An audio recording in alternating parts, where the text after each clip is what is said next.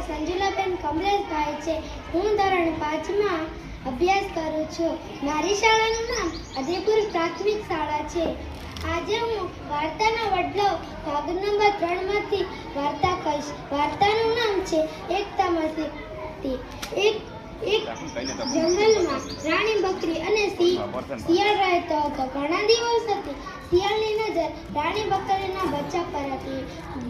બકરીને ડર હતો કે તે પોતાના અણીગર શિંગડાથી તેને મારી નાખશે. એક દિવસ રાણી બકરીનું બચ્ચું રમતું રમતું ઘરની દૂર નીકળી ગયું. શિયાળ આજ તકની રાહ જોતો હતો. શિયાળ ત્યાં પહોંચ્યો અને બોલ્યો, બેટા, હું તારી માની બેનપણી છું. તું મારી સાથે જંગલમાં ફરવા ચાલ. હું તને ઘણું બધું ખાવા પીવાનું આપીશ. ભોળું બચ્ચું તેની વાતમાં આવી ગયું અને શિયાળની સાથે ચાલવા માંડ્યું.